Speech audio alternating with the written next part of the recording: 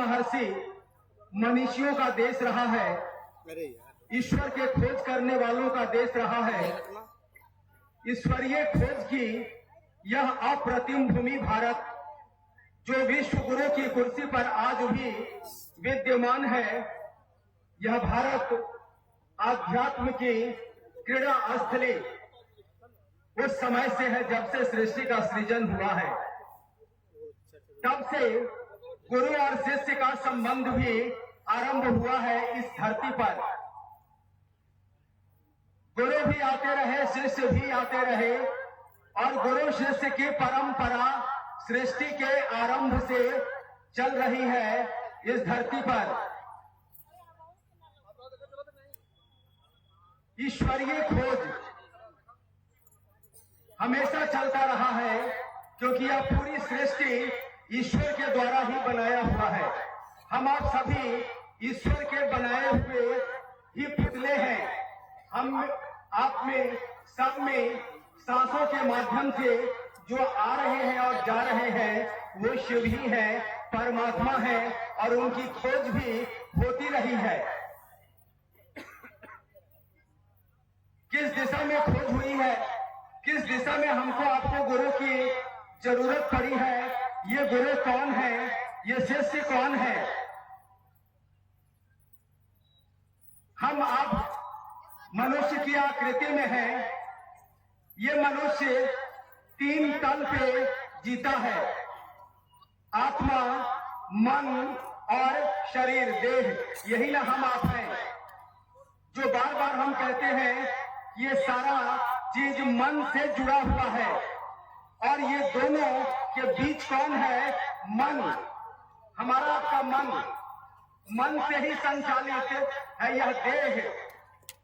यदि यह मन बिल्कुल सांसारिक बयार में, संसार के चिंतन में गुजरता है, तब यह जो है तो अनेकानेक अज्ञानता में, अंधकार में कष्टों का सामना करता रहता है। लेकिन यही मन जब आत्मा के संबंध में चिंतन आरंभ करता है, अपने आत्म जागरण के लिए प्रयासरत होता है, तो यह मन ऊर्ध्वगामी होता है। यह मन अब शिष्य होने की स्थिति में जाने के लिए तैयार होने लगता है। शिष्य होना कुछ भी यहाँ नहीं है, आत्मा के तल पर जानने की जिज्ञासा को रखने वाले को शिष्य कहते हैं, क्योंकि हमारा आपका मूल तल जो है वह आत्म तल है। यह सभा किस बात के लिए है, यह क्या है, लिखा गया है एक पूर्णतः आध्यात्मिक आयोजन, यानी आत्मा के तल का, विज्ञान का विश्लेषण जहां होगा, उसी सभा को कहते हैं आध्यात्मिक सभा। और आध्यात्मिक सभा में एक गुरु होते हैं और दूसरा शिष्य होता है। शिष्य उसे कहते हैं जो दुखों से मुक्त होना चाहता है, और गुरु उसको कहते हैं जो इससे मुक्ति प्रदान करने के लिए ईश्वरीय मार्ग से जीवात्मा को जोड़ने का काम करता है। और यह काम तब से आरंभ है भारत की धरती पर, जब से ये सृष्टि है। गुरु का भी आगमन होता रहा निरंतरता में। गुरु आते रहे किस बात के लिए, जीवन में ईश्वर की खोज को पूरी करने के लिए, क्योंकि जब जीवात्मा ईश्वर की तलाश में नहीं जाने के लिए प्रयासरत होगा, तब तक इसका जीवन सफल नहीं हो सकता। बीच बीच में हम ड्रोन ऐड कर दे रहे हैं। इसके जीवन की समस्याओं का समाधान नहीं हो सकता, और इसके आत्म तल पर जो एक धूल की परत सी पड़ गई है, यह है तो शिव ही। हम आप कौन हैं? हम आप सभी शिव की संतान हैं। हम में आप में कौन बसता है? ये शिव बसते हैं। ये शिव जो बसते हैं, जो हम सुनते हैं और कहते हैं, इस शिव को हम आत्मा के तल पर अनुभूत कर सके, इसके लिए गुरु के शरण में जाना पड़ता है। और इसी के लिए पहले भी लोगों ने गुरु के शरण में जाने का काम किया। आज चंदौली जिला में जहां यह कार्यक्रम आयोजित हो रहा है, यह चंदौली बाबा कीना की जन्मस्थली है, याद रखिएगा। ये बाबा कीना कौन है? बनारस में जिनकी समाधि स्थल है। ये बाबा कीना आत्मा के तल पर जगे हुए लोग हैं। कंटिन्यू चलेगा। रत्ती भर भी अंतर आप में और उनमें नहीं है। अंतर सिर्फ इतना है कि वो आत्मा के तल पर जग गए हैं, हम आप आत्मा के तल पे जग रहे हैं। ये आत्मा के तल पर जगने वालों की भीड़ है। और ये काम कौन करते हैं? ये काम गुरु करते हैं। और इसीलिए गुरु की आवश्यकता होती रही है हर कालखंड में। और जैसे ही जागरण आत्मा के तल पे जिन लोगों ने पाया, उन लोगों ने स्वयं को गुरु घोषित किया यहाँ धरती पर। और गुरु शिष्य परंपरा चली और उन गुरुओं ने सामान्य जीवात्मा को परमात्मा से जोड़ा।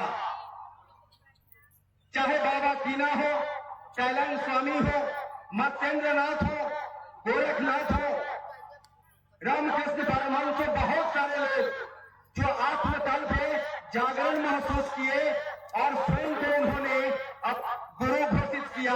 और कुछ लोगों का उद्धार भी किया उद्धार। कुछ लोग ऐसे आए जिनको धरती ने कहा कि ये सदगुरु हैं। सदगुरु और गुरु में अंतर है। ये दोनों का काम एक के है, जीव को शिव बनाना। गुरु का भी काम है जीव को शिव बनाना, और सदगुरु का काम है जीव को शिव बनाना। सदा हमको आपका स्मरण रहे, ये गुरु और सदगुरु शरीर में आते रहे और जीव को शिव बनाते रहे। क्योंकि जब भी हमारे आपके जैसे जीवात्मा शिव के चिंतन में, ईश्वर के चिंतन में नहीं जाएगा, तो इस जीवन का कोई वैल्यू नहीं है। यह जीवन दुख में, यह जीवन झमेला में, यह जीवन कलह में गुजरता चला जाएगा। और इस कलह से दूर करने के लिए गुरु और सदगुरु आते रहे। और इन गुरुओं और सदगुरुओं ने शिष्य में परमात्मा का आवेश जगाने के लिए शर्त रखा, वर्जना रखा। कुछ लोगों ने, कुछ शरीरधारी गुरुओं ने, सदगुरुओं ने कहा कि तुमको प्याज लहसुन खाना होगा। कुछ लोगों ने कहा कि तुमको प्याज लहसुन नहीं खाना होगा। आए हैं बड़े से बड़े नामचीन गुरु, आए न रामकृष्ण परमहंस, जिन्होंने अपने शिष्य विवेकानंद को कहा कि नरेंद्र तुम्हारे के बीए कोते होवे ना, नरेंद्र तुम्हें शादी नहीं करनी होगी।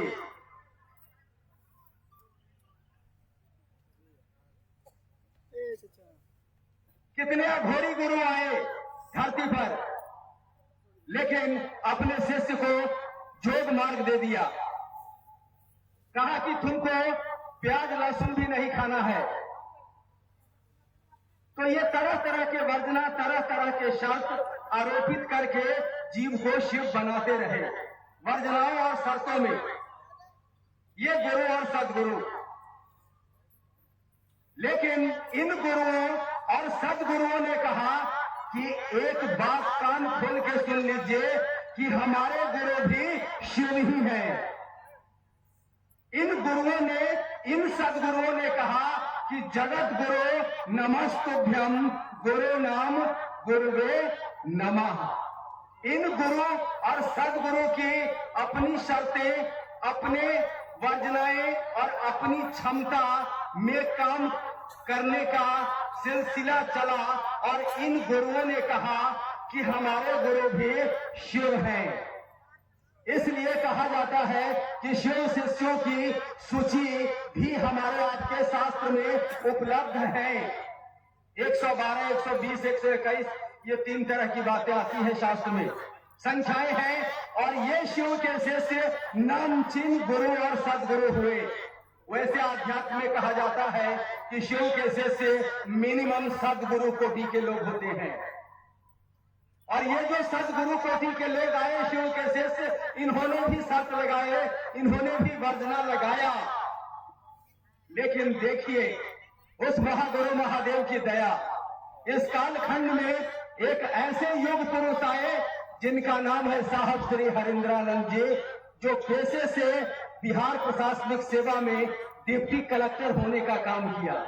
जैसा कि हमको आपको मालूम है, जिनका जन्म 31 अक्टूबर 1948 को बिहार के सिवान जिले के अमलोरी ग्राम में हुआ, जिनके पिता का नाम डॉक्टर विश्वनाथ प्रसाद सिन्हा, माता का नाम राधा देवी,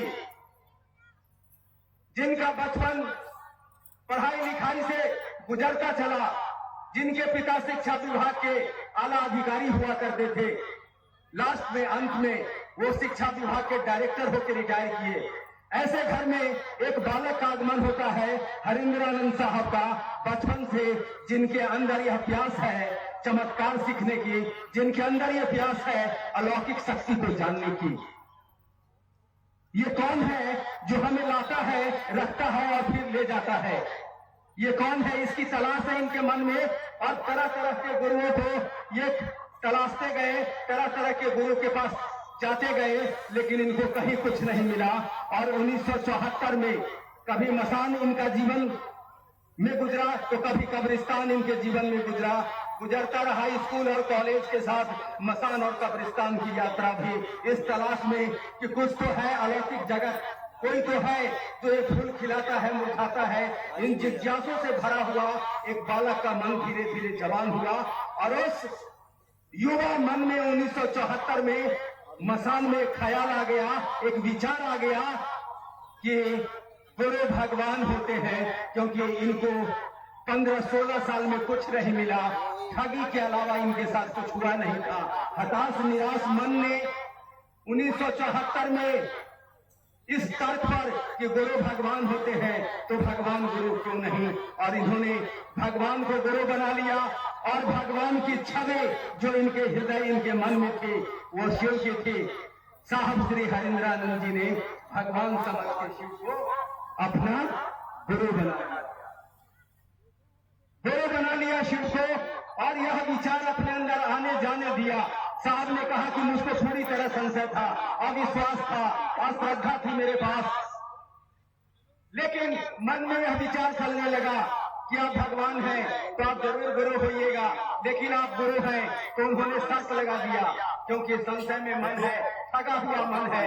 शर्त आप में से बहुत सारे लोगों को मालूम होगा, नहीं समय की भी अवमानना है, आने में भी थोड़ी विलम्ब हुई है हम लोगों को। हमको आपको दीदी हरिंद्रानंद जी को भी सुनना है।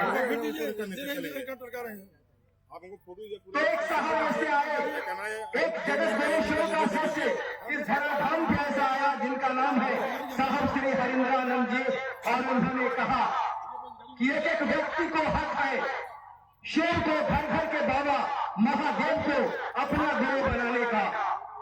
कोई भी हो, वो मनुष्य की आकृति में हो, उसको हक है। कोई वर्जना नहीं, कोई शर्त नहीं। अब हिंदू है कि मुसलमान है, सिख है कि ईसाई है, कोई अंतर नहीं पड़ता। आप शिव को अपना गुरु बना सकते हैं। आवश्यकता है महत्व विचार लेने की कि हे शिव, आप मेरे गुरु हैं, मैं आपका शिष्य हूं, मुझ शिष्य पर दया कर दीजिए। यह विचार एक दिन आपके अंदर यह संबंध स्थापित कर देगा कि शिव वास्तव में मेरे गुरु हैं। यह विचार, क्योंकि विचार की आवृत्ति धीरे धीरे हमारे मन में, हृदय में भाव का रूप ले लेती है। यह विचार की आवृत्ति याद रखिएगा, कोई भी रिश्ते नाते हमारे मन से होते हैं। गुरु शिव से भी रिश्ते हमारे मन से ही होते हैं, मन से ही हुए हैं। और यदि मन से हमारे आपके रिश्ते न होते तो हम आप आज यहाँ इकट्ठे बैठे न होते।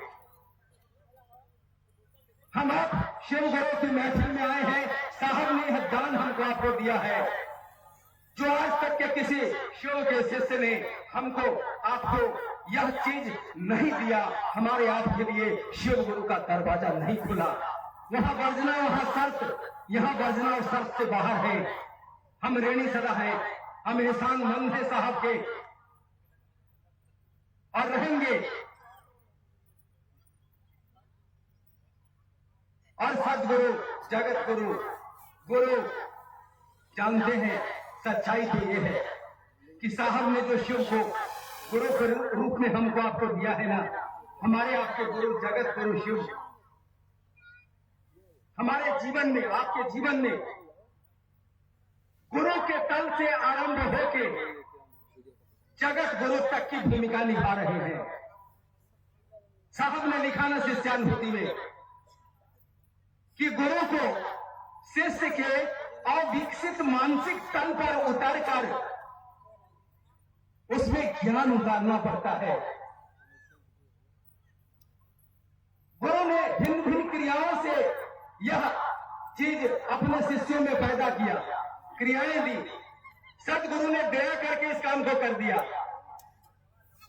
साहब ने कहा कि जगत गुरु तो दया का अथाह सागर है, अथाह सागर है। दया की अतल गहराई में उनकी अभावावस्था है, अतल गहराई है दया का। वहां क्या दया की बात, कुछ भी संभव है वहां। उस गुरु का पता हमको आपको साहब श्री हरेंद्रानंद जी ने दिया। जगत गुरु के शिष्य नित्य सिद्ध होते हैं, सदगुरु के शिष्य दया सिद्ध होते हैं। गुरु के शिष्य आध्यात्मिक जो क्रिया सिद्ध गुरु हैं, उनके शिष्य क्रिया सिद्ध होते हैं जो क्रियाएं देते हैं। यही तो गुरु, सदगुरु और जगत गुरु है। आज हमको आपको जगत गुरु का आसरा है। यह कोई व्यक्ति गुरु नहीं है, यह शिव गुरु है, शिव स्वयं गुरु है। इसलिए साहब ने लिखा कि मार्ग है शिव शिष्यता का और मंजिल है भगवान शिव स्वयं। हम आप सभी जगत गुरु के आश्रय में हैं। जगत गुरु से फल प्रतिफल हम आप दया मांग रहे हैं और लोगों को प्रेरित कर रहे हैं। यह अद्भुत घटना है। दूसरे सूत्र में हम आप गुरु चर्चा करते हैं। गुरु देख लीजिए, स्थान काल पात्र के मुताबिक विधा देते हैं। हम आप कप के मास्टर हैं। देखिए हमारे आपके गुरु ने कप करने का आदेश दे दिया 1986 में साहब श्री हरेंद्रानंद जी के माध्यम से। गुरु ने कहा ना 1986 में, साहब ने 1982 से गुरु चर्चा शुरू कर दी। साहब ने कहा कि मुझको कैंसर की दवा मिली है, क्या मैं इस दवा को बांटूंगा? नहीं। साहब को 74 से 82 8 साल के बीच में यह पूरी तरह से फिक्र हो गया, अनुभूत हो गया आत्मा के तल पर कि शिव अनुपम गुरु है, अद्वितीय गुरु है और इनको अपना गुरु बनाने के लिए कुछ भी करने की जरूरत नहीं है। महज विचार को अपने अंदर ठहरा देने की जरूरत है। जैसे जगत के नाते रिश्ते के विचार को हम ठहराव देते हैं अपने दिल में, अपने हृदय में, उसी तरह इस विचार को महज ठहराव देना है कि हे शिव आप मेरे गुरु हैं, मैं आपका शिष्य हूं, शेष काम हो जाएगा, मुझ पर दया कर दीजिए। साहब ने कहा इससे काम हो जाएगा और उन्होंने 1982 से कहना शुरू किया और 1986 में गुरु ने कहा कि तुम जो करते हो वो दूसरों को करने को कहो। और वहीं से गुरु चर्चा का यह सिलसिला चला जिसके हम आप हिस्सा हैं। आज हमारे आप सभी के पास अनुभूतियों का अंबार है। कौन ऐसा जीवन है जिस जीवन में अनुभूति नहीं है? सबके जीवन में अनुभूतियां हैं। यानी जगत गुरु शिव हमारे आपके तल पर गुरु का कार्य कर रहे हैं। आज जबात सिद्धि नहीं होगी। आज का आदमी कब का मास्टर है, इसलिए गुरु ने कब का विधा दिया, कहा जाओ दूसरों के बीच शिव गुरु की चर्चा करो, चर्चा करो। नमः शिवाय से हम आप प्रणाम करते हैं। कहिएगा कि भाई साहब आपने कहा क्रिया की बात किया, यहां भी तो क्रिया है। हाँ है क्रिया, लेकिन ये क्रिया हमारे आपके बस में, हमसे आपसे होने वाला ना है। गुरु की दया निरंतरता में चल रही है, जगत गुरु की दया चल रही है। वरना आदमी को आज के इस झंझावात में, इस झमेला में, इस भाग दौड़ में, इस कलह में याद रहेगा कि मेरे गुरु महादेव हैं। आपको हालात फुर्सत देंगे कि आप गुरु चर्चा में जाएंगे, लेकिन हम आप जाते हैं, गुरु को प्रणाम करते हैं 108 बार नमः शिवाय के माध्यम से। मन करता है ये क्या है, हमारी आपकी पात्रता है क्या? दया है ना? क्रिया के साथ कहा कि तुम करोगे तब पाओगे, इतना टाइम नहीं है, तुम इसको शुरू करो। दया का फ्लो ऑन है, सीधे दया का फ्लो ऑन है। यहाँ कृपा सिद्ध, दया सिद्ध, नित्य सिद्ध की बात नहीं चलेगी, यहाँ चलेगी सीधे दया का फ्लो जो है तो लगातार है। आप दया के प्रवाह में आ जाइए। एक समय आपके जीवन में आएगा, शिव शिष्यों के जीवन में आया है, आ रहा है और आता रहेगा, ये नित्य सिद्ध होंगे, क्योंकि जगत गुरु शिव का स्मरण करना है ना। जगत गुरु शिव के ध्यान में जो अवस्थित है, क्या बात करते हैं आप, वे ही नित्य सिद्ध है। और जगत गुरु शिव जब आए हैं गुरु बन के, जन जन का गुरु बनने आए हैं, ये जय घोष है एक शिव के शिष्य का। और जय घोष ही नहीं, ये जिद है एक एक मानव के अभ्युदय का, इस महामानव का। और लिख दिया है यह अपने गुरु के नाम, पाया खत जो दिया है हमको आपको, कि संसार का एक एक व्यक्ति यदि यह विचार लेता है कि हे शिव आप मेरे गुरु हैं, मैं आपका शिष्य हूं, तो विश्व के एक एक व्यक्ति के अभ्युदय का भार जगत गुरु शिव को लेना ही पड़ेगा। यानी जगत गुरु शिव को सीधे गुरु बनना पड़ेगा। गुरु सदगुरु सभी ने कहा कि मेरे गुरु शिव हैं। इस कालखंड में आए महामानव साहब श्री हरिंद्रानंद जी, उन्होंने कहा कि मेरे गुरु शिव हैं, सदगुरु कोटि के लोग हैं। साहब ने कहा ना कि जाइए, मैं जो कहता हूं करिए ना, महादेव दे या न दे, हरिंद्रानंद जी है ना, वो आपको दे देंगे आपको। उन्होंने कहा कि याद रखिएगा, मैं शरीर छोड़ सकता हूं, शरीर आप भी छोड़िएगा, लेकिन आपके बीच से कभी नहीं जाऊंगा, क्योंकि मेरा संकल्प है एक एक व्यक्ति को यथार्थ में शिव का शिष्य बनाना। और भारत का अध्यात्म धर्म ग्रंथ भी कहता है कि साधु कभी मरते नहीं, साधु कभी मरते नहीं। वो साहब हमारे आपके बीच है, निरंतरता में हमारे आपके साथ रह रहे हैं, तभी ना हम आप यहां बैठे हैं। वो ना आते तो हम आप क्यों आते हैं। आज उपन की टोली आई है इस चंदौली इस आयोजन में, साहब दीदी के साथ आई है।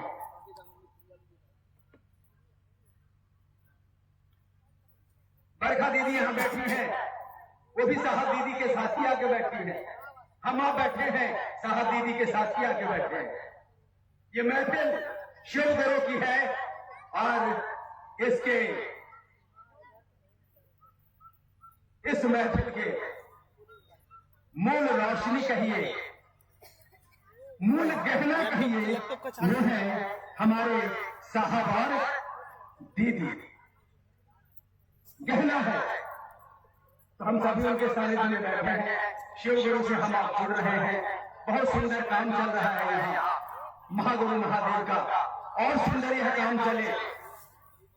हम आप असफल नहीं हैं, लेकिन सफलता साहब कह रहे हैं कि अभी दूर है, हमको आपको और मेहनत करनी है, हमको आपको अपने आत्मतल का और विकास करना है, सामने वाले के आत्मतल का विकास हो, इसके लिए प्रार्थनारत रहना है।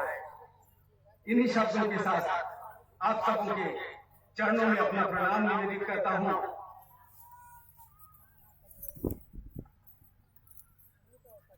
हेलो हेलो हेलो, आइए हम लोग एक छोटा सा भजन सुनते हैं भाई सुमेंद्र जी से ही। और मैं जानता हूं आपके सामने बरखा दीदी बैठे हुए हैं, आपकी बहुत जिज्ञासा भी आई हुई है, जो आपने विशिष्टता का अभी तक परिचय दिया है। इसी भाव में मानसिकता में आप खड़े रहेंगे। एक छोटा भजन हम सुनते हैं भाई सुमेंद्र जी से, फिर हमारे आपके बीच साहब श्री हरिंद्रानंद जी का यह संवाद। आइए हम शिव का शिष्य बने, हम शिव की ओर चले को लेकर हमारे अब के बीच बरखा दीदी मौजूद होगी। भाई सुमेंद्र जी।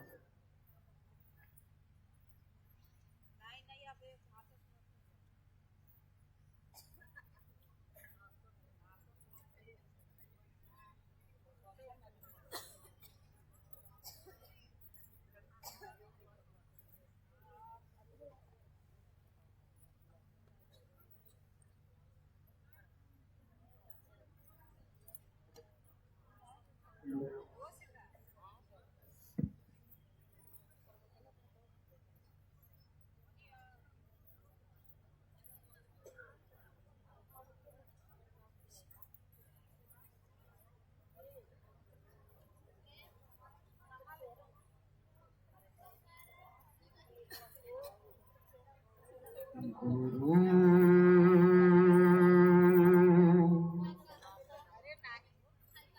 का नाम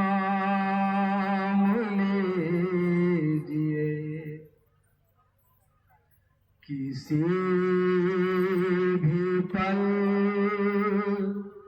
न भूलिए, पुकारिए स्वभाव से चिदानंद लीजिए, गुरु का नाम लीजिए, किसी भी पल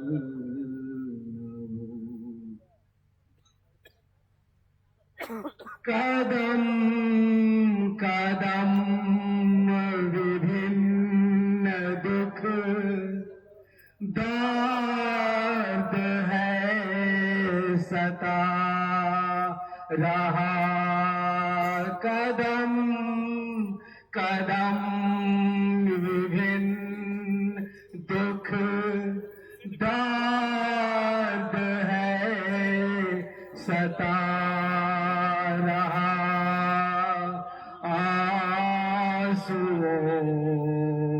की धार से समस्त मन नहा, आंसुओं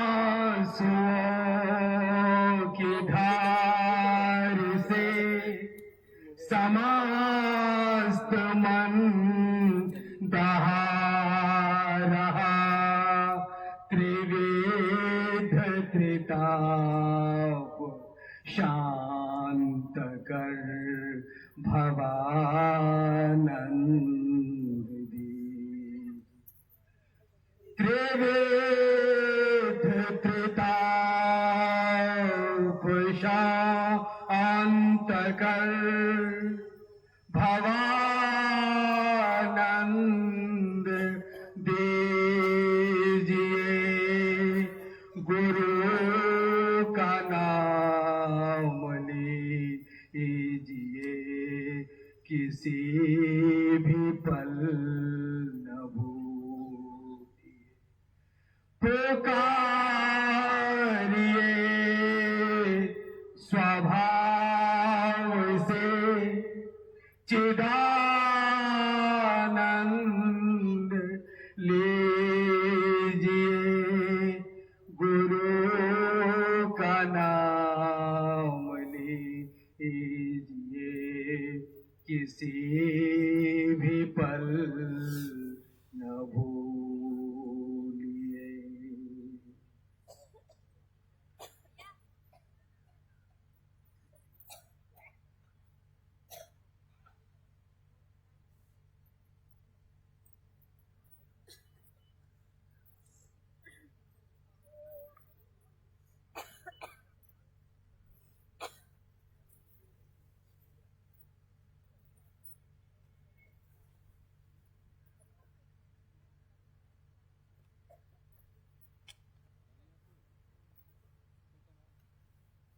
खो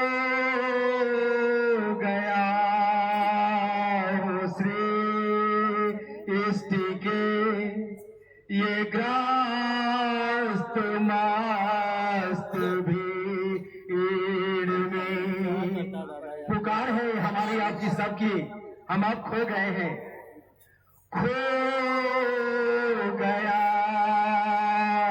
हो सृष्टि के ये ग्रस्त मस्त भीड़ में, छिपे कहा महेश हो, एक झलक दिखाई रहा है टूट धीरवान, विलंब अब न की पुकारिए स्वभाव से चिदानंद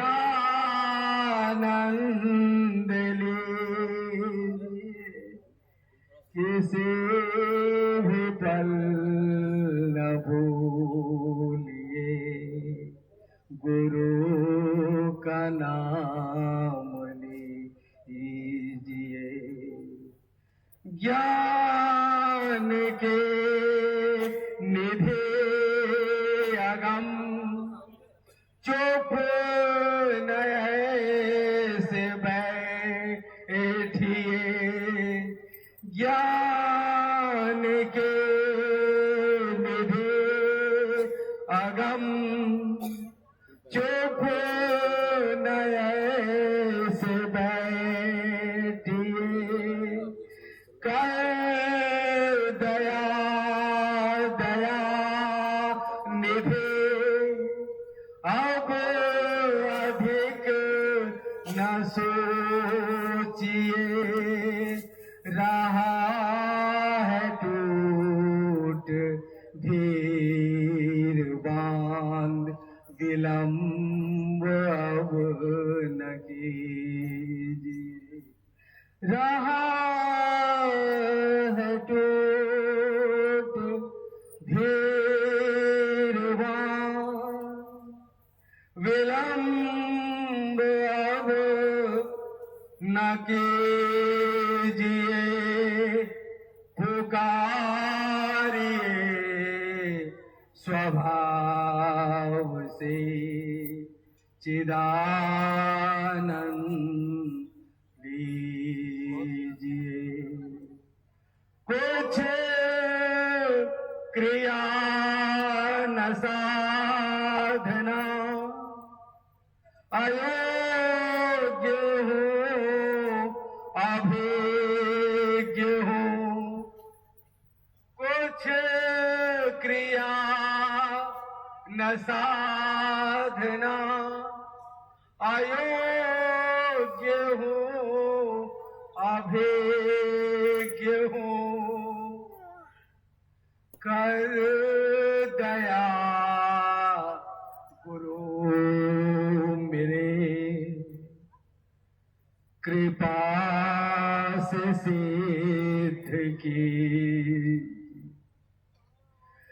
कर दया गुरु मेरे कृपा से सिद्ध कीजिए,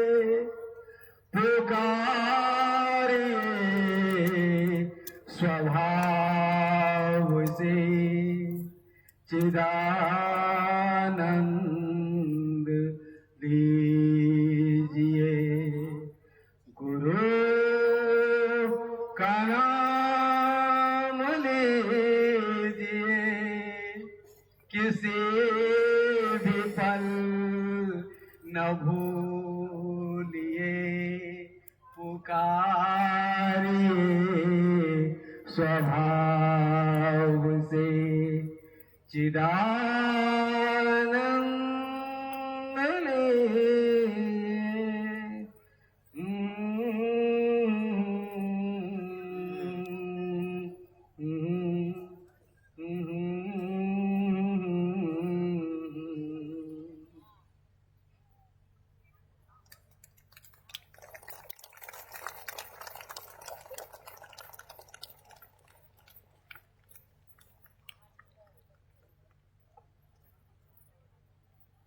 तोद्यं जगत गुरु तोभ्यमेव समर्पयेत्।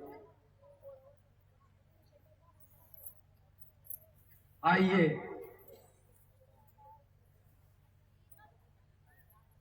इस कार्यक्रम की अगली कड़ी में हम आप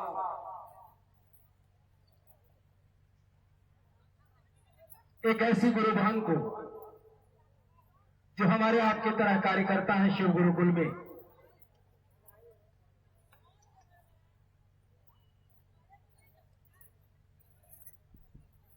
जिनके जीवन में लगन लगी है शिव गुरु की,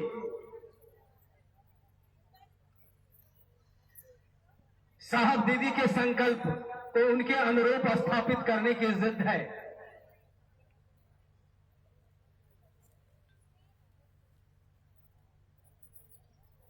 वो गुरु बहन हमारे आपके बीच उपस्थित हैं, जिनको हम आप दीदी बरखा आनंद जी कहते हैं।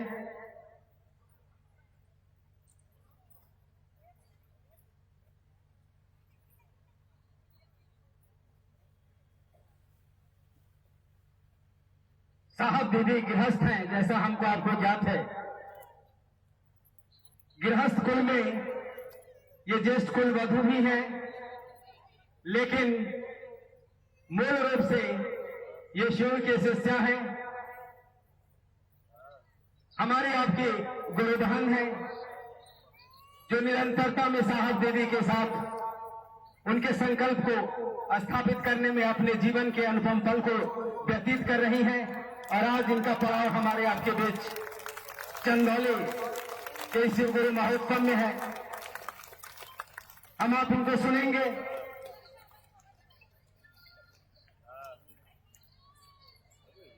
इनके लिए विषय है आओ चले शिव की ओर।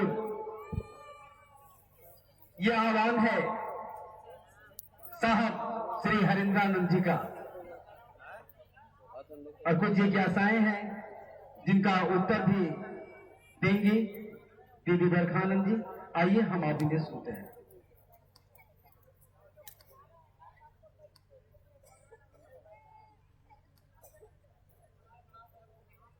मेरे गुरु महेश्वर को मेरा प्रणाम है। इस कालखंड के प्रथम शुल्क शिष्य और हम सबों के परमात्मा बड़े गुरु भ्राता साहब श्री के चरणों में मेरा प्रणाम है। शक्ति स्वरूपा माँ नीलमाला जी के चरणों में मेरा प्रणाम है। और चंदौली के इस पावन भूमि के उपस्थित आप सभी गुरु भाई गुरु बहन के चरणों में मेरा प्रणाम।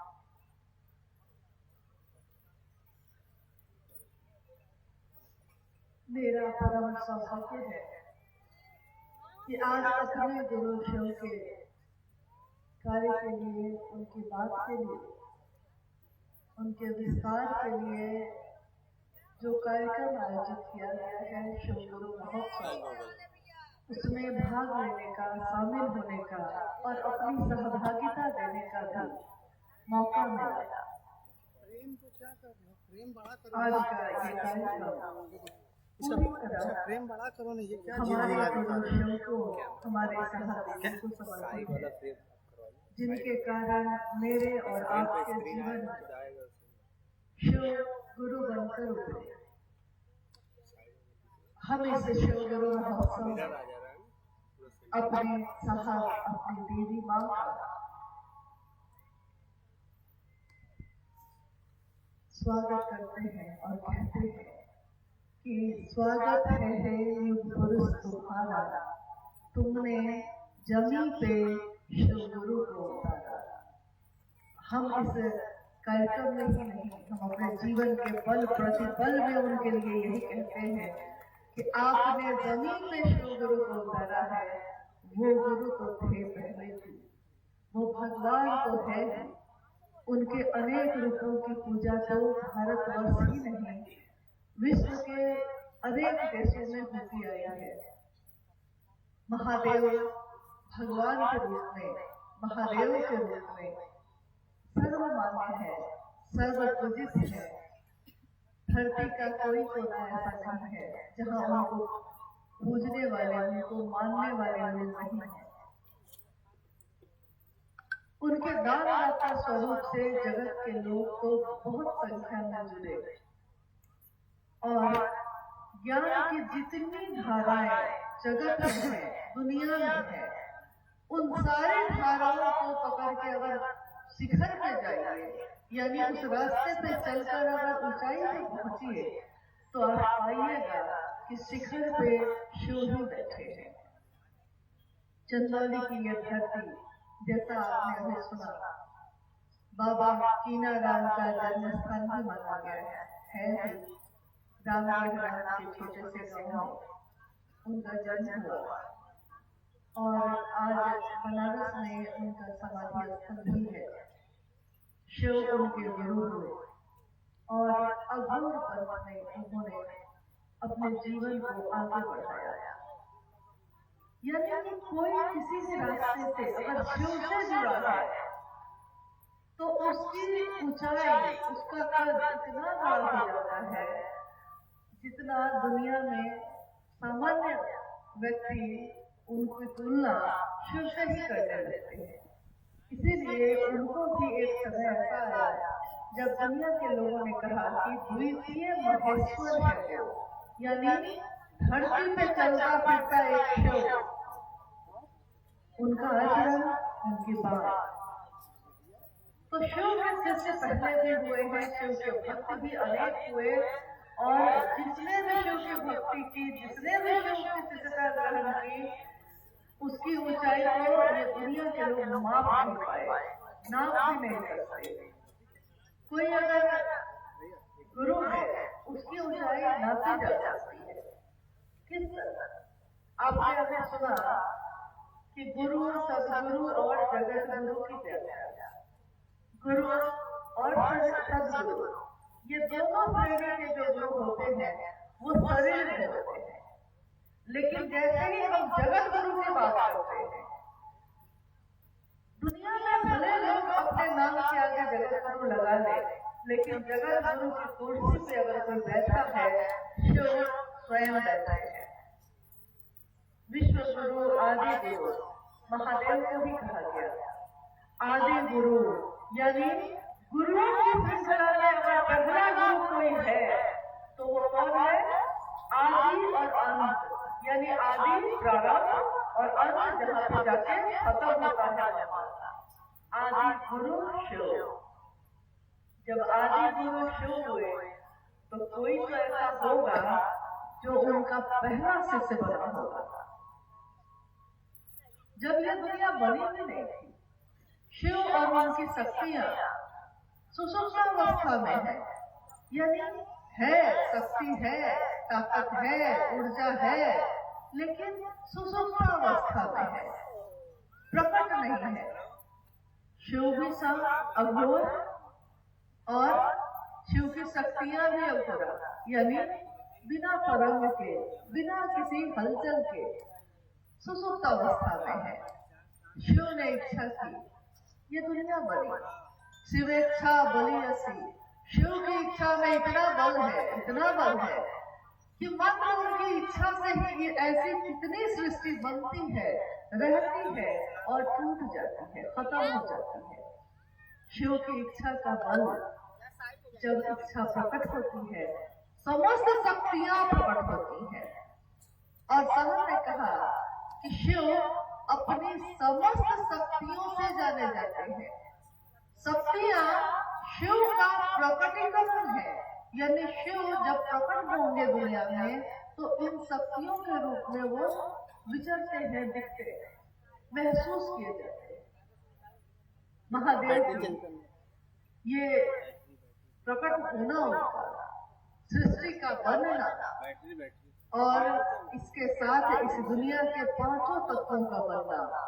आकाश ऊपर दिख रहा है, हवा जिसके कारण हमारे आपके प्राण चलते हैं। अगर ये वायु ना हो, अगर ये हवा ना हो तो हमारे प्राण ही रुक जाए, चल ही नहीं सकेंगे। अग्नि, और ये अग्नि सिर्फ बाहर नहीं है, ये पांचों तत्व सिर्फ बाहर नहीं है, हर इंसान के शरीर में, उसके जीवन में भी यही पांचों तत्व चल रहे हैं। इसीलिए जब हमें भूख लगती है तो हम कहते हैं कि जठराग्नि पैदा हो गई है, जठराग्नि उत्पन्न हो गई है, यानी पेट में आग लगी है। ये कैसी आग है? जो दिखती नहीं है। तो जैसे बाहर अग्नि तत्व है, जल है, क्षिति है, यानी ये मिट्टी है। इन पांच तत्वों से और 3 गुणों से बंधा हुआ ये संसार है। और इसी तरह जैसा ये संसार है वैसे ही इसमें पैदा होने वाले इंसान यानी जीव भी है। 5 तत्वों से बने, 3 गुणों से बने। अब हमारे रहस्य को, इस पूरी दुनिया के रहस्य को या इंसान के रहस्य को कौन जान सकता है? ये वही जान सकता है जिसने इसको बनाया है। आपने अगर घर बनाया है और उस घर में कोई बिजली का मिस्त्री तार लगाता है चारों तरफ, और तार लगाने के बाद ऊपर से प्लास्टर कर दिया जाता है, प्लास्टर कर दिया गया। अब आप कहिएगा कि तार कहाँ से गुजरा है, तो आपको उसी मिस्त्री को पकड़ के लाना होगा जिसने घर बनते समय बिजली का तार बिछाया था घर में, क्योंकि बाहर से अब नहीं दिख रहा है कि कहाँ है, लेकिन जिसने लगाया है उसको पता है। दुनिया का रहस्य और इंसान का रहस्य, शक्तियों का रहस्य, सब कुछ कौन है? सब कुछ वो शिव स्वयं है। शिव की शिष्यता में जब पहला कदम हम सब रखते हैं तो दुनिया इसको एक नाम देती है। ये कौन सा रास्ता है? ये कौन सी दुनिया है? ये अध्यात्म की दुनिया है। अध्यात्म ये क्या है? अध्यात्म का अर्थ होता है खुद को जानना, अपने को जानने की यात्रा। मैं कौन हूँ, कहाँ से आया हूँ, कहाँ जाऊंगा, किस लिए आया, क्या करना है मुझको, मूल उद्देश्य इस जीवन का क्या है, इन बातों को जानना यानी आध्यात्मिक जीवन में आपने पहला कदम रखा है। अब हमारे रहस्य को कौन जान सकता है? हम में सबसे सुंदर पक्ष क्या है, ये कौन जान सकता है? ये शिव के सिवा कौन जान सकता है? तो आज जब संसार की स्थिति ये है कि कभी ऐसे युग भी थे जिसको कहा गया कि जिसमें कभी पाप नहीं था, कभी दुराचार नहीं था, कभी नफरत नहीं थी, प्रेम था, सुंदरता थी, शांति थी। लेकिन आज जिस युग में हम हैं वो है कलयुग, यानी सृष्टि का क्रम बदल रहा है। दुनिया हर पल अपने रूप को बदल रही है। ये पृथ्वी जिस पे हम आप बैठे हैं ये भी तो चलमान है, हर पल चल रही है। हमारी आंखों के सामने से हर दृश्य गुजरता चला जा रहा है। कहा है किसी ने, ये दुनिया एक पल्सिंग शो है, यानी ये दुनिया एक ऐसा दृश्य है जो आपकी आंखों के सामने से गुजरता चला जाता है। जीवन गुजर रहा है, जीवन खत्म हो रहा है, और इस जीवन में आने का अभी भी कारण हमको आपको पता नहीं है। हम क्यों आए? इस जीवन को जान सके, क्योंकि अपनों की चिंता तो हमें सताती है और अपनी यात्रा विस्मृत हो जाती है।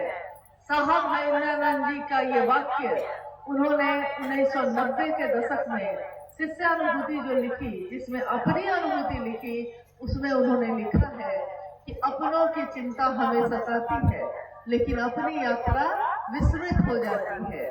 यानी अपनों की चिंता, मेरा पति कैसा रहेगा, कैसा खाएगा, क्या करेगा, खेत में अनाज लगेगा नहीं लगेगा, सुबह से रात होती है और जिंदगी इसी तरह तमाम होती है। सुबह से रात तक हमारे मन में चिंतन तो चलता है लगातार, विचार तो प्रकट होते हैं लगातार, लेकिन इन विचारों का, इस चिंतन का लक्ष्य अपनों के बारे में होता है। हमारे अपने, जिसको भी मेरा मन अपना समझता है। साहब ने बस इतना ही कहा, बाहर तो सबकी चिंता कर रहे हैं आप, लेकिन अपनी तरफ क्यों नहीं देखते? आपकी भी अपनी एक यात्रा है। एक इंसान जो इस धरती पे आया है उसकी यात्रा का कारण क्या है? तो अपनी चिंता भी करिए दूसरों की चिंता के साथ साथ। और इसी के साथ उन्होंने एक संदेश जिसके बारे में आपने अभी सुना। सन 1974 में उन्होंने शिव को अपना गुरु बनाया था। चंदौली की इस धरती पे स्वयं साहब श्री हैदराबाद जी का पदार्पण 2007 में हुआ। उस समय शिव गुरु महोत्सव का आयोजन हुआ था जिसमें वो स्वयं पधारे थे। यानी इस चंदौली के धरती पे शिव के शिष्य अपने चरण को रख चुके हैं और ऊर्जा से भरा हुआ ये क्षेत्र है। शिव की शिष्यता इसकी रगों में बहती है। तो उस जगह पे शिव की बात करना आज हम सबका ये सौभाग्य ही है कि हम इस बात को कर रहे हैं। आप हम सब शिव के शिष्य हैं। शिव की शिष्यता जाति, धर्म, सब संप्रदाय या पुरुष और स्त्री के भेद से भी परे है। शिव की शिष्यता एक ऐसी शिष्यता है जिसमें किसी के लिए भी कोई बंधन नहीं, कोई नियम नहीं, जो सारे नियम से परे है। जब नियम भी काम नहीं करते हैं, जब नियम भी साथ नहीं देता है, तो हम दया मांगते हैं और दया शिव से मांगते हैं। पहला सूत्र साहब भाईनानंद जी ने यही दिया कि मन ही मन उस शिव से दया मांगिए। हे शिव, आप मेरे गुरु हैं, मैं आपका शिष्य हूँ, मुझ शिष्य पर दया कर दीजिए। सुनने में यह वाक्य बहुत आसान लगता है, सुनने में तो लगता है कि इसमें क्या बात है, ये तो हम भी बोल सकते हैं, इसमें कोई बड़ी बात नहीं, हम भी बोल सकते हैं। लेकिन ये बोलने का तरीका नहीं होता। बोलना तो शब्द से होता है, महसूस तो आपका दिल करता है। बोलने में तो हम कहते हैं बहुत बात, लेकिन महसूस क्या करते हैं, समझते क्या है, मुख्य बात तो यही है। तो बोलने में तो हम बोलते हैं, लेकिन मन हमारा झुकता कहीं भी नहीं है। दया तभी हम मांग सकते हैं जब मन हमारा झुका हो, और हमारा मन झुकता ही नहीं है। चारों तरफ देखिए, खेत ही खेत है, खेतों में फसल लगी है। अगर उस फसल को संघर्ष ना मिले, हवा, धूप, पानी, ये सारी चीजों की जो संघर्ष है उससे उसको गुजरना नहीं पड़े, तो उसमें भी अनाज की बालियां पैदा नहीं हो सकती। एक कहानी है कि एक किसान ने जो खेती करता था, अपने भगवान से, ईश्वर से ये कहा कि भगवान, आप दया नहीं करते, क्योंकि जब मैं फसल लगाता हूँ तब उसमें आप कभी बारिश करवा देते हैं, आप कभी ज्यादा धूप दे देते हैं, आप कभी ज्यादा तूफान ला देते हैं, तो मेरी फसल जो है गड़बड़ा जाती है। ईश्वर ने कहा कि चलो ऐसा करते हैं, कुछ दिन के लिए तुमको ही अधिकार दे देते हैं। तुमको बड़ी शिकायत है मुझसे कि मैं तुम्हारे लिए कुछ नहीं करता, तो चलो कुछ दिन के लिए भगवान की कुर्सी पे तुम्हें बैठ जाओ और तुम करके देखो कि क्या होता है। नतीजा ये हुआ कि जब किसान ने चाहा कि धूप हो, धूप हुई। जब किसान ने चाहा बारिश हो, बारिश हुई। जब उसने चाहा हवा तेज हो, तेज हुआ, धीरे हो, धीरे हुआ। यानी सब कुछ अनुकूल हुआ, उसके मन के अनुकूल हुआ, और पौधा तो बड़ा हुआ, इतना बढ़िया हरा भरा हुआ कि किसान देखकर खुश हो गया। लेकिन जब उसने सोचा कि अब कटाई कर ले, और कटाई करने के लिए पहुंचा, तो उस पौधे में अनाज की बालियां नहीं थी। उसने फिर से ईश्वर से शिकायत की। उसने फिर से कहा कि आपने फिर अनाज में बालियां ही नहीं दी। भगवान ने कहा कि अभी तो भगवान की कुर्सी पे तुम खुद बैठे हो, तो अब तुम बाली पैदा करो। यानी पौधा हरा भरा हो सकता है, लेकिन वो पुष्पित पल्लवित भी होगा, अनाज भी उसमें पैदा होगा।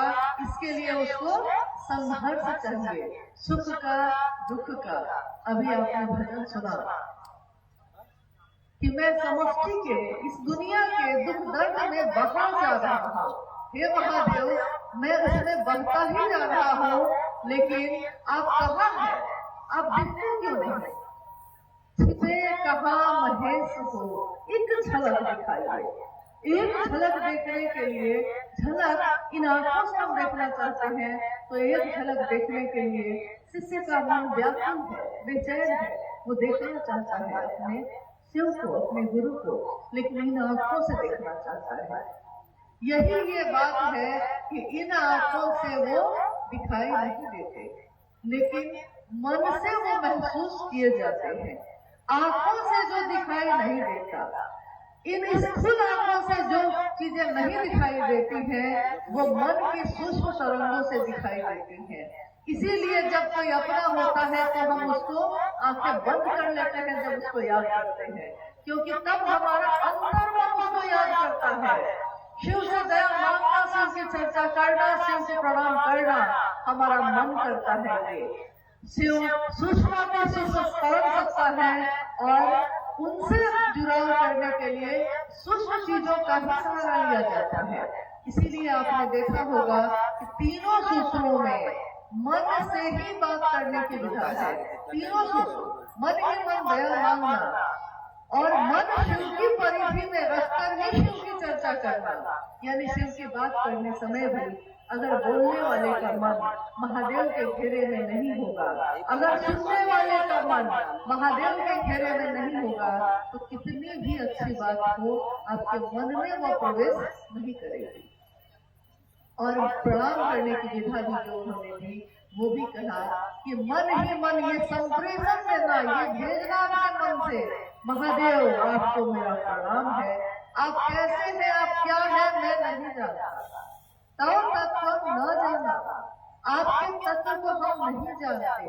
कीदृश्यो से महेश्वर, ईश्वरों के भी ईश्वर है महेश्वर, आप कैसे दिखते हैं, मैं नहीं देख पाता आपके तत्व को, मैं नहीं जान पाता आपके तत्व को। यादृश्योसी महादेव, हे महादेव, देवों के देव महादेव, आप जैसे दिखते हैं जो है तादृशाय नमो नमः। हम आपके हर उस रूप को प्रणाम करते हैं जो दिखे या ना दिखे, लेकिन आपका तत्व तो है, आप तो हैं, तो प्रणाम भी मन ही करता है। इन तीनों सूत्रों में साहब श्री हरिहरानंद जी ने मन से ही करने के लिए कहा। क्यों कहा मन से?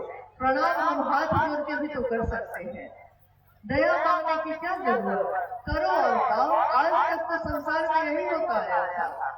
ईश्वर के लिए कृपा शब्द का प्रयोग होता था। कृपा यानी करेंगे तो पाएंगे, ईश्वर की कृपा होगी तब न पाएंगे। किया है जितना भी किया है उतना भर पाया है। लेकिन पहली बार शिव के शिष्य साहब हरिहरानंद जी ने कहा किया कुछ भी नहीं है, आता कुछ भी नहीं है, किया न कोई साधना, न कोई प्रार्थना, न कोई मंत्र का जाप, कुछ भी नहीं किया है, आता भी नहीं, चाहूं भी तो नहीं कर पाता, संस्कृत नहीं आती, साधना करना बैठना तो चाहता हूँ, लेकिन संसार में इतने उतार चढ़ाव है कि साधना भी नहीं हो पाती। चाहता हूँ मैं धरा के पार, आकाश के पार जाना चाहता हूँ, मैं धरा के पार जाना चाहता हूँ, पर धरा का प्यार मुझको रोकता है। मैं जाना तो चाहता हूँ महादेव की तरफ, लेकिन लगता है कि इस जगत की चीजें मुझको फिर से खींच लेते हैं। और साहब हरिहरानंद जी ने कहा कि जो मैं कहता हूँ, मेरे गुरु शिव ने जो मुझको दिया है वो आप में बांटने आया है, और जो कहता हूँ वो करिएगा, बिल्कुल वैसा ही करिएगा जैसा करने के लिए कह रहा हूँ। और उन्होंने मात्र उतना ही करने के लिए कहा। उन्होंने नहीं कहा कि शिव को गुरु बनाकर किसी को माला लेकर झाड़ने लगा, ये शिव के शिष्य साहब हरिहरानंद जी ने नहीं कहा। उन्होंने नहीं कहा कि किसी को पानी फूंक के देने लगना, उन्होंने नहीं कहा। उन्होंने कहा ये चीजें तो कुछ भी नहीं है, कहाँ इन चीजों में पड़े हैं, चीज तो वो है, बात तो उसमें है जिसका नाम लेकर आप इन चीजों को पूरित कर देते हैं। जैसे सावन के समय में आप शिवलिंग में जल चढ़ाने के लिए जल को हाथ में लेते हैं, उस जल की अपनी एक उसका अपना तत्व है, उसका अपनी संरचना है, लेकिन उस जल को हाथ में लेकर जब हम अपने मन में संकल्प लेते हैं और भाव देते हैं कि इस जल को हमको अपने शिव को चढ़ाना है, पूरे रास्ते हम यही बोलते चले जाते हैं, बोल बम बोलते तो है हम, बोल बम वक्त पानी का जो मंत्र है वो वक्त है, लेकिन अब भ्रंश होके वो हो गया बोल बम। तो बोल बम ये जो हम कह रहे हैं सब वक्त है, लेकिन हम बोल रहे हैं बम। भाव क्या है? भाव इसमें है कि मेरे महादेव में चढ़ाना है हमको, तो आपके भाव से वो पानी जो तरंगित होता है, शिव भाव से भरता है, और वो जल ले जाकर आप जब शिवलिंग पे चढ़ाते हैं तो आपकी मनोकामनाएं पूरी हो जाती है। आप सोचते हैं मैंने जल चढ़ाया था इसलिए हुआ, आपने जल को पकड़ लिया, लेकिन आपने नहीं सोचा कि उसमें आपके भाव न होते तो इस जल का भी कोई परिणाम नहीं था। कोई परिणाम नहीं हो सकता अगर रिश्तों में, अपनों में भाव न हो। भाई का भाई के लिए भाव न हो, पिता का पुत्र के लिए भाव न हो, पति का पत्नी के लिए भाव न हो। कितनी बार हमारा मन ये कहता है कि हम कहते हैं संसार में परिवार बढ़ाने के लिए विवाह की रस्म अदा करते हैं और उसमें कोई पति होता है, कोई पत्नी होती है। देखिए भाव की क्या महत्ता होती है, भाव कितना महत्वपूर्ण है किसी भी रिश्ते के लिए कि पति अपनी पत्नी के लिए सारी चीजों की व्यवस्था करता है, अच्छा घर देता है, सुख सुविधा देता है, अनाज से घर भरा हुआ है, गहनों से अलमारियां भरी हुई है, कपड़ों से अलमारियां भरी हुई है, यानी भौतिक रूप से कोई कष्ट नहीं है।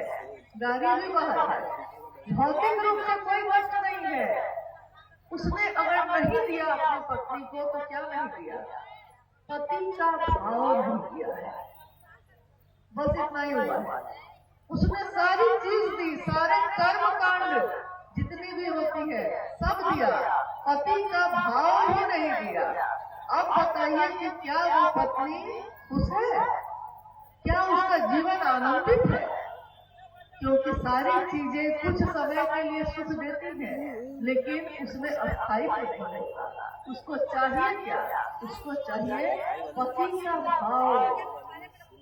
इसीलिए अगर पति का भाव मिल रहा हो, यानी एक मान मिल रहा है, तो चाहे गहना हो या ना हो, चाहे झोपड़ी में रहते हो, चाहे खाने को भात और रोटी खाते हो, लेकिन मुझे झोपड़ी भी महल लग रही है क्योंकि उसमें मेरे पति ने भाव दिया है। देखिए यही हुआ है, भाव दिया है और कुछ नहीं। भाव का अर्थ क्या है हमारे जीवन में, क्या महत्व है, इसको समझने के लिए इस उदाहरण से हम समझ सकते हैं।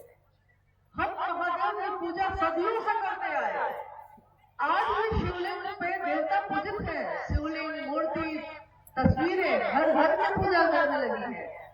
प्रतिदिन सुबह उठते ही हम नहाते धोते हैं और महादेव की पूजा करते हैं। पूजा की पद्धति हजारों साल से चली आई है। उस पूजा में सारे कर्मकांड होते हैं, फूल भी चढ़ाते हैं, जल भी चढ़ाते हैं, दूध भी चढ़ाते हैं, धतूरा भी चढ़ाते हैं। यानी जो जो समझ में आता है कि महादेव तुमको क्या क्या पसंद है, सब कुछ चढ़ाते हैं। और अगर नहीं चढ़ाते हैं तो जो सबसे जरूरी चीज है वो है भाव, वही नहीं चढ़ाया।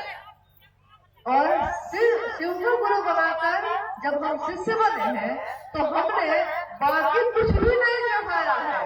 क्या दिया है? शिष्य का भाव। और महादेव आनंदित है। वो महादेव जो घोर है, कपालेश्वर है, नटराज रूप है, जिनके उमा के पति गृहस्थों के आदर्श नटराज चिता का भस्म लपेटे, काल भी जिससे डरता है वो, काल भी जो भजता है शिवम शिवम शिवम शिवम, डरता है, भजता है, काल भी जिसके नियंत्रण में है, स्थान पात्र काल जिसके इशारों पे नाचते हैं, वो महादेव आपका से भाव अर्पित होता है। और मात्र भाव से ही उस भाव सत्ता से हमारा संपर्क हो सकता है। आज तक के अध्यात्म के विज्ञान में इस तरह की बात किसी ने किसी को नहीं बताई। हो सकता है उन्होंने ये किया हो, बिना भाव के तो शिव से जुड़ा हो ही नहीं सकता। लेकिन शिव के शिष्य साहब भाईनानंद जी ने कहा, अगर आप शिष्य बन के विचारों में भी अगर आपने माना है कि शिव मेरे गुरु है, हो सकता है आपको विश्वास न हो सकता है अविश्वास, अश्रद्धा और संशय में आपने माना हो, लेकिन यहाँ तक कि उन्होंने कहा कि आपके विचार को छोड़ दीजिए, आपने पूर्ण विचार में भी अगर शिव को अपना माना है तब भी शिव आपके गुरु होंगे, क्योंकि आपने शिव को याद किया, आपने शिव का नाम लिया है। तो नाम लेने भर से जिसके हमारा जीवन बन जाता है, दिन बन जाता है। सोचिए उस महादेव को अगर मन में हमेशा के लिए मन से जुड़ जाए तो वैसी ही बात हो गई कि बुद्ध की अपनी कोई ताकत नहीं है। संगत के असर का असर होता है। संगत किसके साथ मेरा मन रहता है। अगर जुआरी के साथ रहता है तो एक न एक दिन वो जुआ खेलना सिखा ही देता है। साधु के साथ होता है तो एक न एक दिन वो ईश्वर की तरफ चलने का रास्ता दिखा ही देता है। पानी की बूंद की ऐसे देखिए तो पानी की एक बूंद ही तो है। उस पानी के बूंद को अगर जलते तवे में रख दीजिए तो भाप बन के उड़ जाता है। पानी की बूंद ही है वो। कमल के फूल पे अगर गिर पड़ा है तो मोती की तरह चमकता है, और अगर समंदर के सीप में बन गया है तो मोती बनकर ही बाहर निकलता है। पानी की बूंद वही है, लेकिन उसने किसका साथ लिया, किसकी संगत ली। संगत से गुण आत है और संगत से गुण जात है। तो महादेव की संगत लीजिएगा, जीवन शिव जैसा होगा। जिसकी कल्पना और जिसकी चाहत साहब ने की, उन्होंने कहा कि मेरा मन अपने गुरु शिव से, ये साहब हरिनानंद जी का वचन है। ये साहब हरिनानंद जी जो शिव के शिष्य इस कालखंड में आए, उनकी बात है। शिव का शिष्य कैसा होता है? उन्होंने कहा कि मेरा मन प्राण अपने गुरु शिव के सामने साष्टांग ये प्रार्थना करता है। साष्टांग का अर्थ होता है कि पूरी तरह झुककर लेट ही गए हैं, हाथ नहीं जोड़ा है, सिर नहीं झुकाया है, पूरा का पूरा शरीर ही झुका दिया है। यानी पूरी तरह समर्पण में जाकर मैं अपने गुरु शिव से ये कहता हूँ कि मेरा अपने गुरु शिव से ये साष्टांग प्रार्थना है कि सबका मन, इस संसार में रहने वाले एक एक जीव का मन शिव की दया की अतल गहराइयों में समाहित ही होता रहे। शिव की दया का कोई तल नहीं। तालाब का तल होता है, नदी का तल होता है, भाव का भी तल होता है, विचार का भी तल होता है, प्रेम का भी तल होता है, लेकिन शिव की दया का कोई तल नहीं होता। अतल यानी एक ऐसी गहराई है वो जिसमें हमारा मन डूबता ही रहता है। और ये कब होता है? जब पूरी तरह प्रेम में पड़ी है वो जीवात्मा। है तो वही ना, अंश तो वही है, शिव का ही अंश है। अगर जीव में आया है तो वो जीवात्मा कहलाई है, मनुष्य में आया है तो मनुष्यात्मा कहलाई है, और परम सत्ता में है तो परमात्मा कहलाई है। अंश तो वही है, बात तो वही है, बस थोड़ा डिग्री का अंतर है, चीज तो वही है। क्वालिटी यानी उसका जो स्वरूप है एक ही है। हम अपने घरों में दीप जलाते हैं, अक्सर जलाते हैं। दीप में आपने देखा होगा जब हम दिए में तेल डालते हैं, बाती डालते हैं और उसको माचिस से जला देते हैं, उसकी लौ जल उठती है, दिए की लौ जल उठी है। हो सकता है दिया अलग अलग, दिया कभी चांदी का भी होता है, कभी सोने का भी होता है। कोई सोने के दिए में जलाता है, कोई चांदी के दिए में जलाता है, कोई मिट्टी का दिया जलाता है, और कोई तो गोबर से भी आजकल दिया बनने लगा है तो उसमें भी जलाता है। दिया अलग अलग हो सकता है, दिए में पैसे का फर्क हो सकता है, कोई कीमती हो सकता है, कोई सस्ता हो सकता है, कोई अमीर कोई गरीब हो सकता है, कोई काला कोई गोरा हो सकता है, कोई अलग अलग जाति ढंग का हो सकता है, लेकिन जो लौ उसमें जलती है वो लौ तो एक ही होती है। लौ में कोई परिवर्तन नहीं होता। महादेव की शिष्यता भी हमारे हृदय में जो प्रवेश की है उसमें कोई परिवर्तन नहीं है, कोई भेद नहीं है, कोई किसी से अलग नहीं है, सबके अंदर वही बात है। और जिस दिन हम और आप महादेव को दूसरे के हृदय में भी देखने लगेंगे, हमको किसी से नफरत नहीं होगी, हमको किसी से परायापन नहीं लगेगा। यहाँ कौन अपना है कौन पराया है, ये महादेव से जुड़ते ही समझ में आता है। महादेव मेरा है तो ये दुनिया भी मेरी है। राजा ही अपना हो जाए तो राजा की हर चीज अपनी है, कोई पराई लगेगी? कभी नहीं लगेगी। राजा अपना हो जाए, क्या मतलब है इसका? महादेव तीनों लोकों के अधिपति हैं, तीनों लोकों का संपत्ति जिन्होंने दे दिया है देवताओं को, या जिसने जो मांगा तो दिया।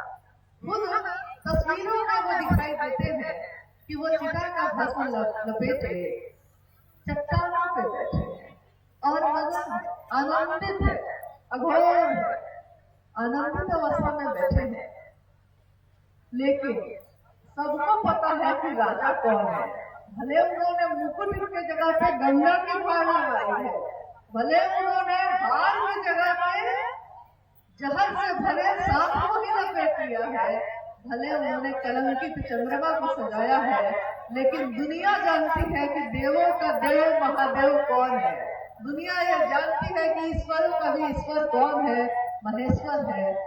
तो जब दुनिया ये जानती है तो ये भी समझना चाहिए कि वो महादेव अगर मेरा हो जाए तो महादेव की कौन सी जिंदगी नहीं होगी। तो अलग अलग भिक्षा क्या मांगते हैं हम लोग, अलग अलग महादेव से क्या मांगते हैं।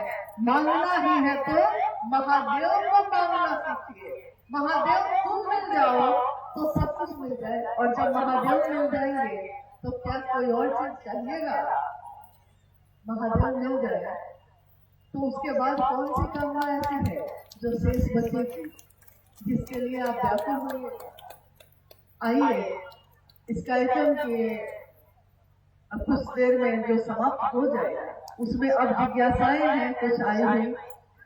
जिज्ञासाएं इस अर्थ में काम आती हैं कि छोटे छोटे जगहों पे जब आपकी चर्चा करते हैं, साप्ताहिक चर्चा करते हैं या प्रतिदिन किसी से बात करते हैं, उस बातचीत में यह साप्ताहिक चर्चाओं में जो कार्य है हमको क्या करना चाहिए और किन चीजों से बचना चाहिए, इसके बारे में कुछ बात हम लोग समझ पाते हैं। थोड़ी देर में आप भी चले जाएंगे, हम भी लौट जाएंगे। बेशकीमती है ये समय जो महादेव के बात में गुजरी है। तो इसीलिए आपसे आग्रह है, सब शिष्य है, आप शांतिपूर्ण ढंग से जो बैठे हैं, अद्भुत है ये शिव का शिष्य का आचरण ऐसा ही होता है। न वो हबक हबक के बोलता है, न वो हबक हबक के चलता है। शिव के एक शिष्य और हुए मच्छिंद्रनाथ, उनके भी शिष्य हुए गोरक्षनाथ, और गोरक्षनाथ यानी शिव के स्व शिष्य हुए। उन्होंने कहा शिव के शिष्य और प्रशिष्य की देखिए बोली आचरण क्या है। उन्होंने कहा कि हब की न बोली बात, हब की न चली बात, हबक हबक के नहीं बोलेंगे, शांत हो जाए। और हबक हबक के यानी किसको भी ठेल दिया, उसको भी ठेल दिया, हमको निकल जाना है, दूसरे से कोई मतलब नहीं है, ऐसा हम लोग को नहीं करना है। धीरे धरुआ पाँव। जब आप थोड़ी देर बाद यहाँ से जाएंगे तो आपकी संख्या को देख के कुछ हमारे भाई हैं बहुत चिंतित हैं, लेकिन मेरा निवेदन ये है कि जब अभी थोड़ी देर बाद आप यहाँ से जाएंगे तो पाँव धीरे ही धरेंगे। धीरे धरिबा पाँव, सहज ही रहिबा, गरब ना करिबा। कौन बोल रहा है ये? हरक गोरख नाथ यानी शिव के प्रसाद से बोल रहे हैं। तो ये आचरण आप शिष्य ही है, तो शिव के शिष्य का आचरण तो इससे भी बेहतर होना चाहिए, यानी एकदम आराम से, एकदम धीरे। आइए एक दो जिज्ञासाओं पे हम बात कर लेते हैं।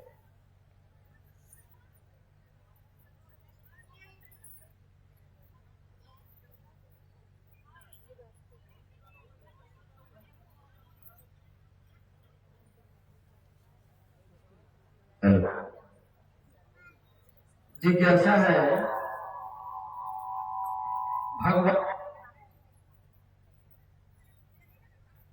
भगवान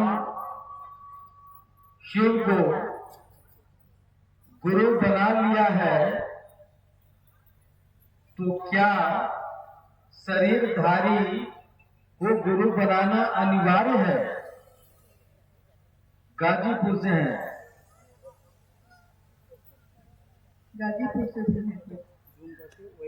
गाजीपुर से एक गुरु भाई जिनकी जिज्ञासा है कि अगर भगवान को गुरु बना लिया है तो क्या शरीरधारी को भी गुरु बनाना जरूरी है? देखिए, जब सबसे बड़े गुरु को ही अपना बना लिया है तो सारे गुरु, चाहे वो गुरु हो या सदगुरु हो, सब में वही शिव का अंश है। लेकिन जब परम सत्ता को ही आपने गुरु बना लिया है तो आपको फिर किसी और को गुरु बनाने की जरूरत नहीं है। लेकिन लौकिक जीवन को चलाने के लिए कुछ चीजों को सीखने की जरूरत पड़ती है। अब आप कहिएगा कि तब मास्टर को पढ़ने में बच्चा को नहीं भेजेंगे स्कूल, ये नहीं चलेगा। शैक्षणिक ज्ञान के लिए स्कूल भी जाइएगा। कोई खाना बनाना सीखता है, कोई खेती करना सीखता है, वो भी तो गुरु ही होते हैं।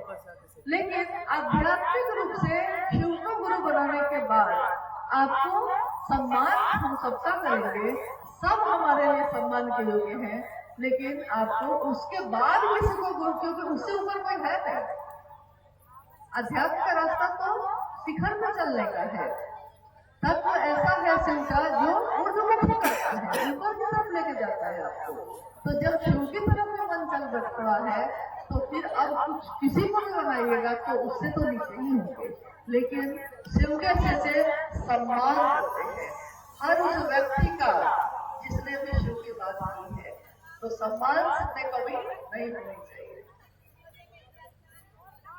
एक जिज्ञासा है और बहुत सारे लोगों की जिज्ञासा है। शिव चर्चा में लोग भजन जागरण करके पैसा कमा रहे हैं और बाबागिरी कर रहे हैं। शाम 5 बजे से सुबह 5 बजे तक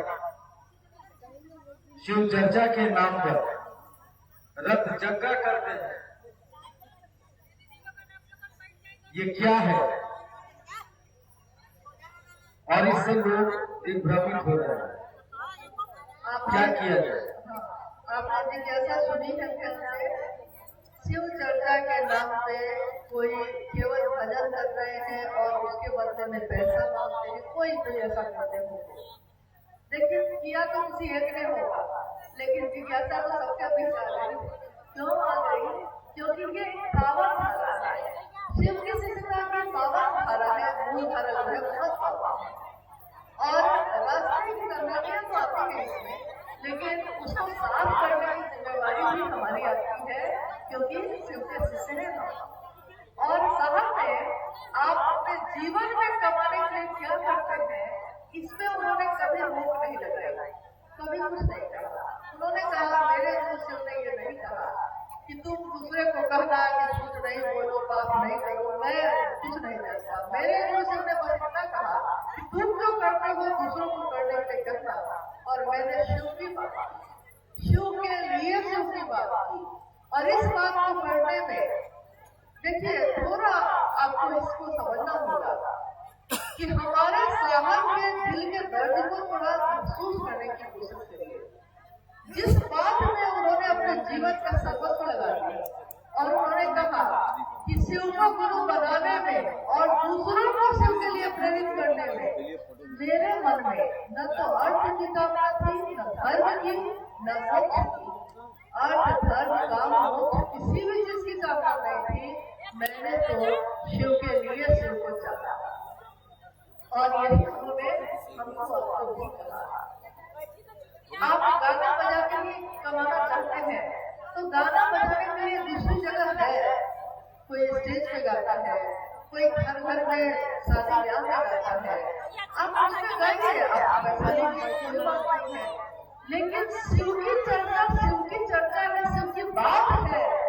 अपने गुरु शिव की गरिमा का ध्यान रखिए। आपके गुरु शिव ने आपको क्या दिया? सब कुछ दिया है, उन्हीं की दया से है। लेकिन उनको बेच कर तो जगत नहीं कर देंगे ना। आप बताइए जरा, मेरे लिए एक जिज्ञासा है। हम लोगों ने पहली बार शिव को गुरु बनाया तो क्या कहा? हे शिव, आप मेरे गुरु हैं। हे शिव, आप जो भगवान है सबके हैं, वो कौन है? आप मेरे गुरु हैं। और जिसको हम अपना बना लेते हैं, हम उसका व्यापार नहीं करते हैं।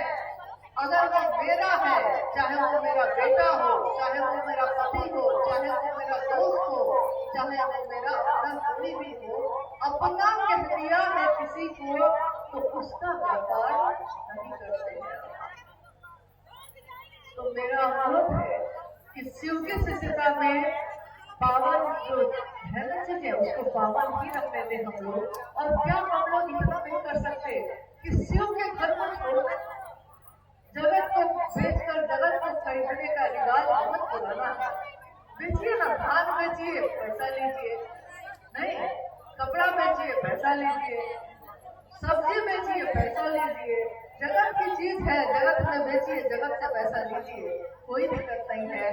लेकिन हाथ जोड़कर और आपके पांव पकड़ते भी ये कहना है कि कम से कम महादेव के घर में ऐसा मत करो। और ऐसा करके आप तो गति में अधोगति में जाइएगा, लेकिन आपके साथ साथ न जाने कितने लोग ही चले जाएंगे। ये कितना सुंदर रास्ता है, क्यों इसको हम कलुषित करें? कोई एक जगह तो ऐसी हो जिसके लिए हमारा मन ये सोचे कि हमने ईमानदारी से काम किया।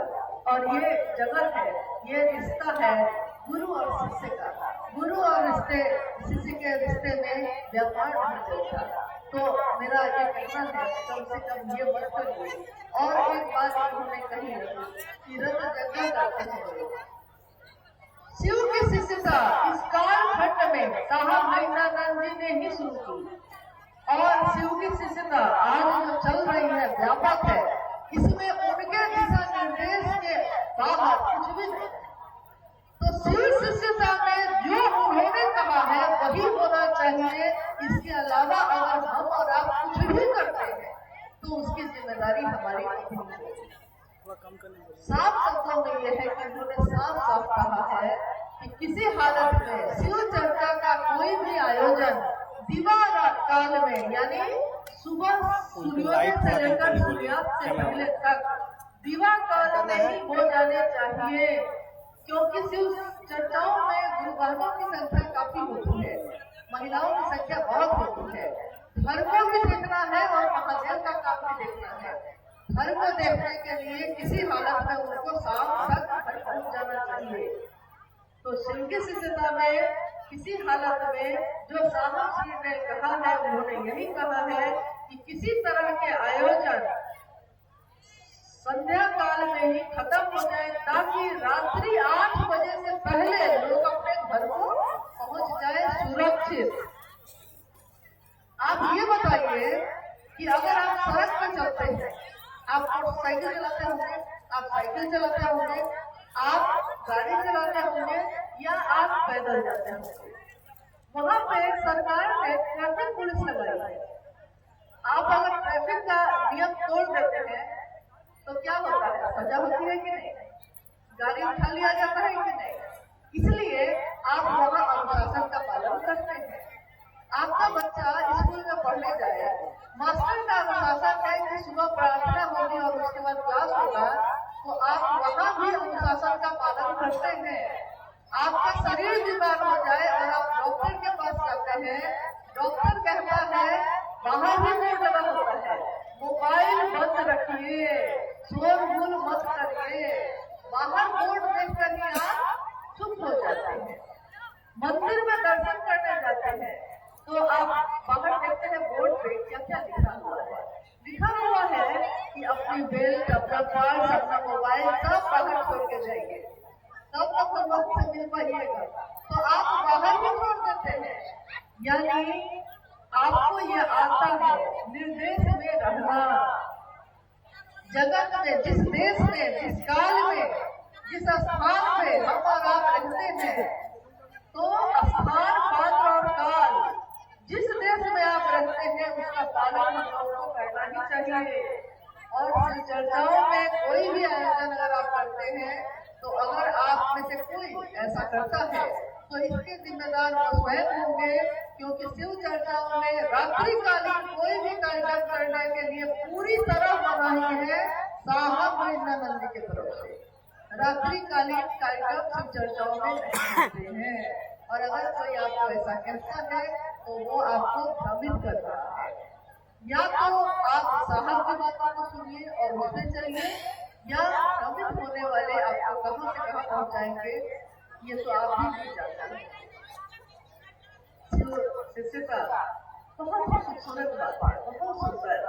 हमारे आपके जीवन में ये एक जागरण है, ये क्रांति नहीं है, ये आंदोलन नहीं है। शिव की शिष्यता न तो क्रांति है न तो आंदोलन है।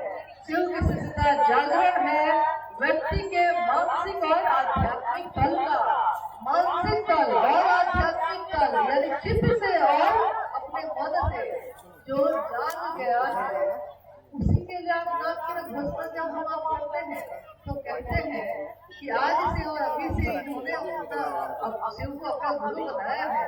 और हम सब कहते हैं जागा जागा महादेव। क्यों कहते हैं जागा जागा महादेव? क्या वो महादेव सोया है? महादेव नहीं सोया, लेकिन महादेव का वो अंश जो हमारे आपके अंदर है वो सोया है। तभी तो धरती में इतनी गलत चीजें है। जिस दिन हमारा मन महादेव से जुड़ जाएगा तो हम सही रास्ते पे चलना सीख जाएंगे। क्योंकि महादेव दूसरों के लिए जहर पीना सिखाते हैं, दूसरों को जहर देना नहीं सिखाते। अमृत बांटना सिखाते हैं और खुद को उसके लिए गिरना नहीं सिखाते। तो महादेव के रास्ते पे हम आप चले।